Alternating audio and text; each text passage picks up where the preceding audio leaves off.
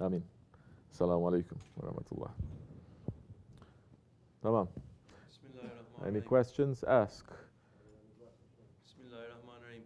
Recently, a pastor wrote an article in a popular Christian evangelical website calling for all Christians to commit What? Popular what? Christian evangelical website. Okay. Calling for all Christians to commit genocide against Muslims in this country if we did not convert or deport. Of course, most Christians do not agree with this sentiment, but many are beginning to develop a hate for the religion. We can see this in the news and the language of many politicians and people in this country, and it's getting worse. Hate crimes are on the rise. How should we combat this bigotry? Do you believe it will get to a point where there is no hope and we should leave?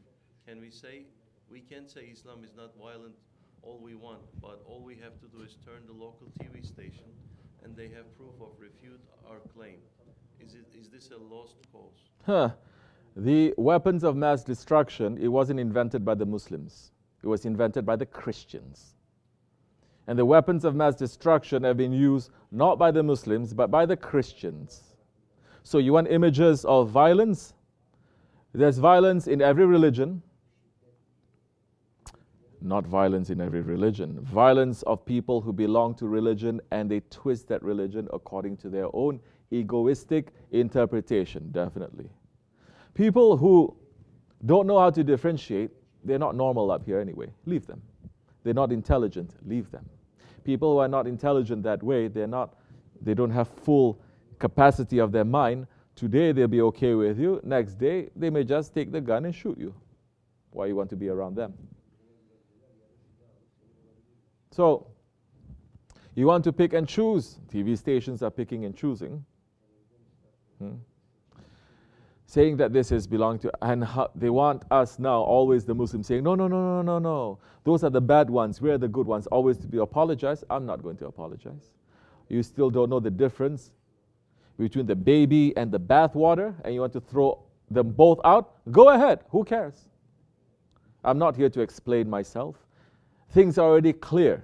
You cannot know. You don't want to know, something is wrong with you. Muslims for 1400 years have never blamed Judaism or Isa alayhi salam. They have never blamed Musa alayhi salam or Isa alayhi salam for the excesses committed by people who say they follow Musa alayhi salam or Isa alayhi salam. We don't. We learn how to differentiate. We learned how to differentiate. So, if others, they cannot differentiate between the pure teachings of the Holy Prophet ﷺ and those who pervert his teachings, then there's something wrong with you. And if the situation gets very difficult, and the situation, trust me, it will get more difficult.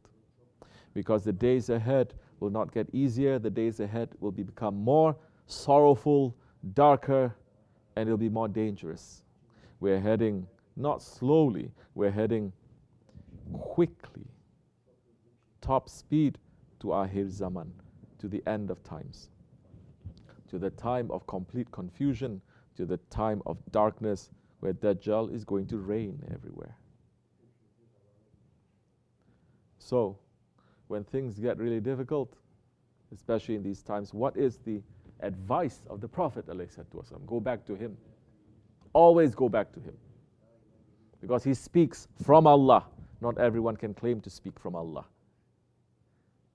And during his lifetime, he had 124,000 companions. None of them claimed to speak from Allah.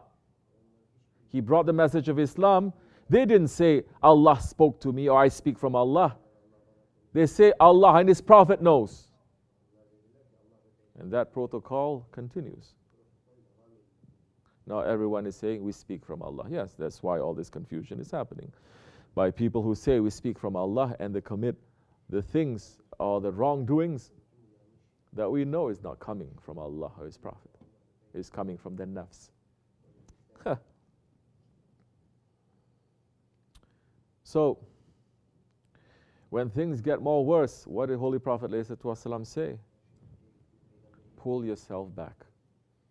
Pull yourself back, especially from heavily populated areas, from the cities. Pull yourself back to rural areas, to countrysides. Pull yourself back to safety areas. Live simple lifestyle. Surround yourself with the little knowledge that you have. Don't go around looking for more knowledge, because it only brings more confusion to you. Live with the little knowledge that you have and wait for Hazrat Mahdi alayhi salam to appear. Because the huge problem that the world is facing now cannot be solved, can never be solved, unless a big help comes. The Savior comes. Mahdi alayhi salam comes. Heavenly power comes to turn it around. If all the countries in the world get together and try to solve this problem, it cannot. So, this is one of the things that you are going to learn when you enter into tariqat. Yes, how to live in this world for the sake of Allah. What are the challenges facing with you, in front of you, and how to run away from them, or how to stand firm, or how to fight. In these days, it is to pull yourself back. It is not to fight. There's no permission for that. As you like again. Inshallah, may Allah make it easy for Muslims, make it easy for believers, and they are believers in every religion.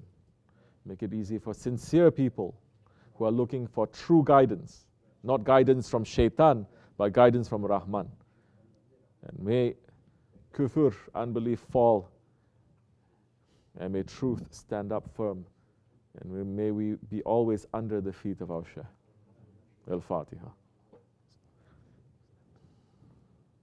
Amin.